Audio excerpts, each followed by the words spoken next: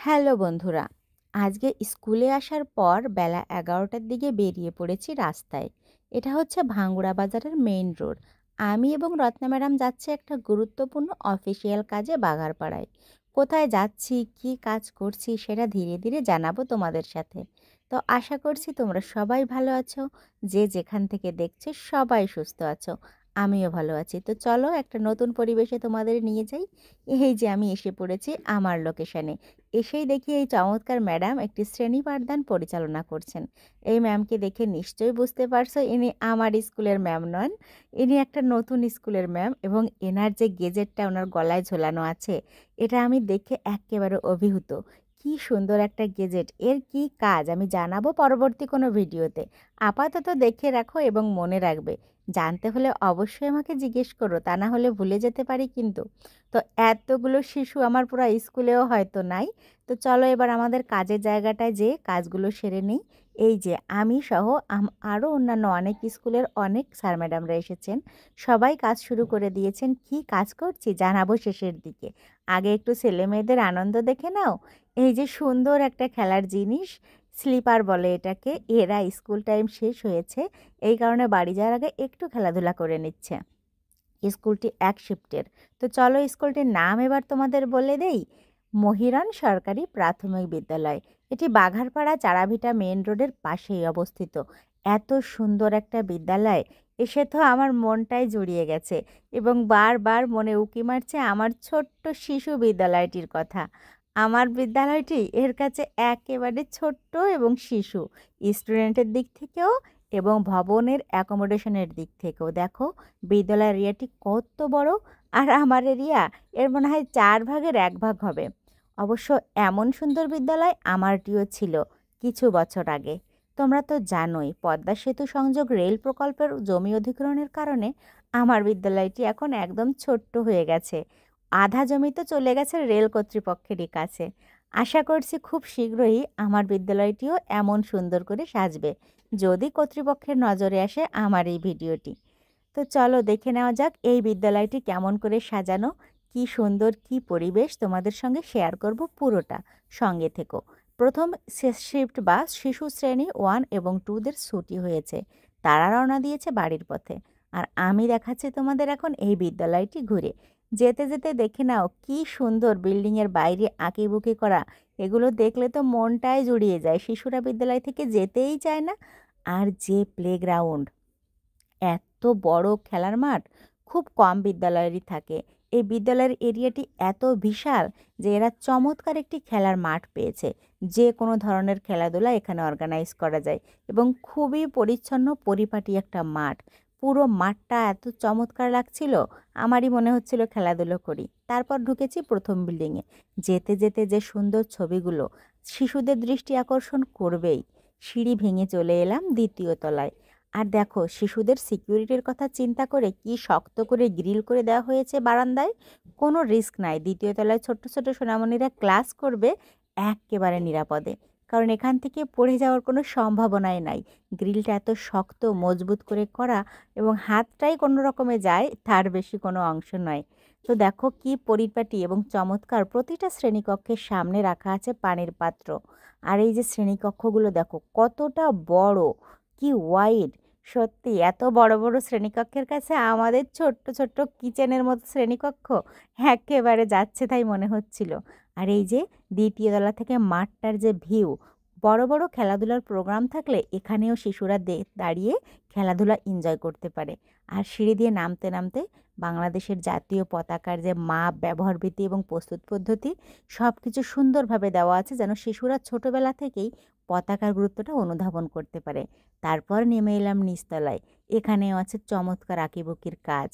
কি সুন্দর একটা বিদ্যালয়ের প্রথম ভবনটি। ধীরে ধীরে দেখাবো বাকি ভবনগুলো। তো চলো চলে যাওয়া যাক। এইবার দ্বিতীয় ভবনে এসেছি। এখানে 3টা বিল্ডিং পরপর, তারপর ওয়াচ ব্লক। মাঝের যে বিল্ডিংটা একতলা, এটা ছিল অফিস কক্ষ। এটাও খুব সুন্দর করে সাজানো। একদম দরজায় এত সুন্দর করে ওয়েলকাম আর্ট করা, দেখেই মন জুড়িয়ে গেল। টিফিন টাইম ছিল তাই ম্যামরা নাস্তা করছিল। আর অফিস রুমের অপোজিটেই আছে সামনে পতাকা বেদি। পতাকা বেদিটাও খুব চমৎকার। এবং এখানে থাকা বড় বড় গাছগুলো অ্যাসেম্বলির সময় শিশুদের ছায়া প্রদান করে। সিস্টেমটা খুবই ভালো এবং নিরাপদ। আর তারপর ছিল এই যে পুরাতন ভবনটি। প্রথমে এই ভবনটি ছিল, ধীরে ধীরে উন্নয়নের ধারা পেয়েছে এই স্কুলের কর্তৃপক্ষের হাত ধরে। তো এই যে দেখো স্লিপারগুলো, এই স্লিপারগুলোতে শিশুরা ইচ্ছা মতো সারাদিন খেলাধুলা করতে পারে তাদের সুবিধা মতো ক্লাস টাইমের ফাঁকে ফাঁকে। তারপর এসে পড়েছি ওয়াশ ব্লকে। এই ওয়াশ ব্লকের আইডিয়াটা আমার কাছে দারুণ লাগে। PDP-3-র আওতায় এই ওয়াশ ব্লকগুলো প্রাথমিক বিদ্যালয়গুলোকে এনে দিয়েছে একটা লাক্সারি লুক। দেখো কি চমৎকার করে ওয়াশ ব্লক তৈরি করে এবং তাতে যে সচেতনতামূলক বাণীগুলো দেওয়া আছে, সত্যি চমৎকার আর পরিচ্ছন্নতার দিক থেকে নজিরবিহীন। তো এই যে DPH-এর আওতায় PDP-3-র ওয়াশ ব্লকগুলো, এনাদের স্কুলের ওয়াশ ব্লকটা দেখে আমার ভীষণ পছন্দ হয়েছে। খুবই পরিচ্ছন্ন, ঝকঝকা তকতকা। এতগুলো শিশুরা ইউজ করে কিন্তু কোথাও এক ফোঁটা নোংরা নাই। চমৎকার পরিবেশ এবং সেই সঙ্গে চমৎকার ব্যবহারও প্রত্যেকের। প্রতিটা শিশুই কি চমৎকারভাবে জুতা পায়ে দিয়ে ওয়াশ ব্লক ব্যবহার করে এবং পর্যাপ্ত পানি ঢালে বলেই ওয়াশ ব্লকটা এত পরিচ্ছন্ন রয়েছে। খুবই ভালো লাগলো এনাদের মেইনটেন্স এবং এই যে PDP-3-র এই প্রজেক্টটা। আশা করছি একদিন আমার বিদ্যালয়ে আসবে। তারপর চলে এসেছি পুরাতন ভবনটিতে। এই ভবনটা তো আমাকে আরও বেশি অভিভূত করেছে। এরা টিফিন করছিল, সেই সময়ই আমি এসে পড়েছি। দেখো উপরের ছবিগুলো কত সুন্দর করে আঁকা, আর পুরো ক্লাসরুমটাই ছবি দিয়ে সুসজ্জিত। আছে শিশুদের হাতের অনেক অনেক কাজও। শিশুরা কি সুন্দর সুন্দর হাতের কাজ করে এনে বিদ্যালয়ে ঝুলিয়ে রেখেছে, দেখো দেখলেই মনটা জড়িয়ে যায়। এত সুন্দর ভাবনা, এত সুন্দর কাজ খুব কম বিদ্যালয়ে থাকবে। যদিও আমি খুব একটা প্রাথমিক বিদ্যালয়ে ঘুরি নাই, এই কাজগুলো আমার বিদ্যালয়ে আছে। তবে আমাদের ভবনের অবস্থা এত ভালো না বলে সেগুলো প্রদর্শন করা সম্ভব হয় না। দেখো আরেকটু ক্লোজলি দেখাই শিশুদের হাতের কাজ। ওরা কাগজে নিজেদের আঁকা ছবিগুলো, লেখাগুলো সুন্দর করে ঝুলিয়ে দিয়েছে পুরো ওয়াল জুড়ে। আর এই যে ভালো ভালো যে ছবিগুলো আর্ট করা, এরা এমনিতে ছবি দেখে দেখে চিনে যাবে আমাদের দেশের গুণীজনদের। তো চলো, এই রুমগুলো তো দেখা শেষ, এখনও আরও একটা রুম বাকি আছে। এটা পুরাতন ভবনের রুম। এরাও টিফিন করছিল, তবে জানলা দরজাগুলো আটকে রেখে। কোনো একটা অসুবিধা আছে হয়তো, যেহেতু এটা লোকালয়ের ভিতরে স্কুল, তো এই কারণে জানলা দরজা আটা। তবে আমি সাজেস্ট করব জানলা দরজাগুলো খুলে রাখতে। বিদ্যালয়ের ভবনের জানলা দরজা এঁটে না রাখাই বেটার। তো নিশ্চয়ই এটা কর্তৃপক্ষের দৃষ্টি আকর্ষণ করবে। তবে এই রুমটাও ছিল সুসজ্জিত। এবার বাইরে চলে এলাম। এই যে এই বেবিটি কি সুন্দর করে হাসিখুশিভাবে খেলাধুলো করছে। কত সুন্দর যে লাগছিল এই বিদ্যালয়ে এসে, বিশেষ করে এর এরিয়া, এর ভবনগুলো আমার একদম মনটাই কেড়ে নিয়েছে। চলো মাঠের ওই প্রান্ত থেকে তোমাকে বিদ্যালয়টা একটু দেখাই। কত বড় মাঠ, একটু রোদও ছিল, একটু কষ্ট হচ্ছিল, তারপরও যাচ্ছি। যেতে যেতে এই বেবিটার সঙ্গে দেখা যে সাইকেল প্র্যাকটিস করছে। সত্যি জায়গা বেশি হলে এখান থেকেই সব রকম পাঠ হয়ে যায়। সাইকেল চালানো হোক আর গরু চড়ানো বা ছাগল চড়ানো, সব শিক্ষাই বিদ্যালয়ে পাওয়া যায়, যদি বিদ্যালয়ে পর্যাপ্ত জায়গা থাকে। তো দেখো এরাও এদিকে খেলাধুলা করছে। এরা এই কটা বাচ্চা খেলাধুলা করছে মনে হচ্ছে মাঠের এক কোনায় দুই তিনটা ছিটে ফোটা মানুষ। কিন্তু আমাদের বিদ্যালয়ের মাঠে 5 জন নামলেই মাঠটা ভরে যায়। কি করব, জায়গা সংকুলন নাই। আমাদেরও ছিল এমন একটা সুন্দর মাঠ, সুন্দর ভবন, কিন্তু ওই যে ভূমি অধিগ্রহণ, কিছুই করার নেই। বড় কিছু পেতে হলে একটু ছাড় তো দিতেই হবে, সেই ছাড়টাই আমরা দিয়েছি। তবে আশা করছি খুব দ্রুতই আমরা একটা সুন্দর ভবন এবং এরিয়া পেতে চলেছি, কর্তৃপক্ষ যদি বিষয়টা আমলে নেন তো। তো এই যে আমি মাঠের একদম শেষ প্রান্তে এসে গেছি। এখানেও আছে বড় বড় গাছ, যেগুলো খেলাধুলার সময় শিশুদের ছায়া প্রদান করে। খুবই সুন্দর লাগলো। আর এই এরিয়া প্রাচীরটি, এটা খুবই জরুরি একটা বিদ্যালয়ের জন্য। এই এরিয়া প্রাচীর থাকলে আশেপাশের যে অত্যাচারগুলো, তার থেকে অনেকটা রক্ষা পাওয়া যায়। তো চলো এরা খেলাধুলা করুক, আমাদের কাজ এখনও বাকি। তোমাদের সঙ্গে তো বলাই হয়নি কি করতে এসেছিলাম আমরা, সেটা বলবো। আগে আমি এই বিদ্যালয়ের অফিস রুমটি তোমাদের দেখাতে চাই। এই যে অফিস রুমে যাচ্ছি, খুবই সুন্দর লাগছিল। মাঠের ওই প্রান্ত থেকে এই ভবনগুলা সারি সারি একেবারে পরিকল্পিতভাবে সেট করা। খুবই চমৎকার একটা অভিজ্ঞতা হলো আমার।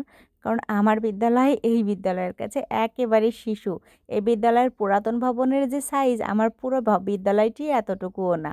এবং ছাত্রছাত্রী সেটা তো আর নাই বা বললাম। বার্থ রেট এত কম যে এনাদের কাছে এনাদের এক শ্রেণীতে যা আমাদের পুরো স্কুলেও তা না। অফিস রুমে এসে পড়েছি এবং এসে এনাদের অর্জন দেখে তো আমি হতবাক। অনেক ট্রফি জিতে আছেন এনারা এবং সেই সঙ্গে শিক্ষক পরিচিতি বোর্ডটিও ছিল। এখানে ৭ পদের স্কুল কি ৮ পদের? না, প্রায় ৯-১০টা পদ। ওহ মাই গড! যেখানে আমরা মাত্র ৫ জন। তারপর এসেছি বুক কর্নারে। অনেক, অনেক গুরুত্বপূর্ণ তথ্যবহুল বই ছিল বুক কর্নারটিতে সাজানো। খুবই সুসজ্জিত ছিল প্রতিটা জিনিসই। এই অফিস রুমটার ডেকোরেশনটা আরও সুন্দর। এখন লাঞ্চ টাইম ছিল তাই আমি পুরো ভিডিওটা নিতে পারি নাই। কারণ শিক্ষকরা তাদের খাওয়া-দাওয়া করছিল। এই টাইমটুকুই শুধু নিজেদের জন্য পান। এই কারণে আমি ভালো করে অফিস রুমটা নিতে পারি নাই। তবে যতটুকু দেখতে পারছো অফিস রুমটা খুবই চমৎকার এবং ইউনিক করে সাজানো। যদি কারো এরকম করে সাজানোর ইচ্ছা হয় তো এখান থেকে আইডিয়া নিতেই পারো। আমিও নিশ্চয়ই কিছু আইডিয়া সংরক্ষণ করছি। সেগুলো আমি ভবিষ্যতে কাজে লাগাবো আমার নতুন বিদ্যালয়ে। তো চলো এবার চলে যাই আমার কাজের জায়গাটাতে। আমাদের কাজ প্রায় শেষ। কী কাজে এসেছি সেটাই শেয়ার করা হয়নি। তো সেটাই বলবো। যেহেতু সামনে ডিসেম্বর মাস, তৃতীয় প্রান্তিক মূল্যায়নের সময় এসে গেছে, তো আমরা বিভিন্ন বিদ্যালয় থেকে শিক্ষকরা এসেছিলাম কোশ্চেন মডারেশনের কাজে। কাজ শেষ তাই সবাই পরিচিত হচ্ছে, গল্প করছে, আর এদিকে স্যারেরা সেই মডারেশনকৃত কোশ্চেনগুলো জমা নিচ্ছেন। তো আমরা কাজ শেষ করে এনারা গল্প করছিল, আমি সেই ফাঁকে একটু ভিডিও করে নিলাম। তারপর প্রশ্ন জমা দিয়ে এবার ছুটেছি নিজেদের কর্মস্থলে। এবার যাব স্ব কর্মস্থলে, কারণ বেলা প্রায় ৩টা বেজে গেছে, অতি দ্রুত যেতে হবে। সঙ্গে সঙ্গে আমি বেরিয়ে পড়লাম, আর দেরি করলাম না। সবাইকে টাটা বাই বাই জানিয়ে রাস্তায় এসে দাঁড়িয়েছে সবাই। আমিও এসে পড়লাম। এসে পড়েছে একটা ভ্যানও। তো ভ্যানে উঠে এবার যাব চাড়াভিটা, সেখান থেকে বাসে যেতে হবে নিজেদের বাড়িতে। খুবই সুন্দর একটা কর্মব্যস্ততাময় দিন কাটলো। সেই সঙ্গে নতুন কিছু অভিজ্ঞতা সঞ্চিত হলো নিজের ঝুলিতে। এই অভিজ্ঞতাগুলো আমি কাজে লাগাবো যখন আমার বিদ্যালয়ে পাবে এমন সুন্দর একটি ভবন এবং এরিয়া। তখন সেগুলো ততদিন পর্যন্ত ফেসবুকেই তথ্যগুলো সংরক্ষিত থাক। যখন দরকার হবে এখান থেকে লুফে নেব। তোমার লাগলে তুমিও নিতে পারো এই ইউনিক আইডিয়াগুলো। খুবই চমৎকার দিন কাটলো। থ্যাংক ইউ মহিরনের সকল শিক্ষক মণ্ডলীদের। এবং আমি এখন যাচ্ছি আমার নিজের বিদ্যালয়ে। যেতে যেতে দেখা হয়ে গেল আমার কিছু কলিগের সঙ্গে, যারা আমার ভিডিওর প্রশংসা করছিল। শুনে নাও তাদের কি সে। আমি তো আপনার খুব ফ্যান। তাহলে আপনি thank you, thank you, thank you. হ্যাঁ, আপনিও থাকেন। Thank you. সবাইকে অসংখ্য ধন্যবাদ। সবাই ভালো থাকবেন, সুস্থ থাকবেন। Tata, bye bye. আজকের মতো চলে যাই।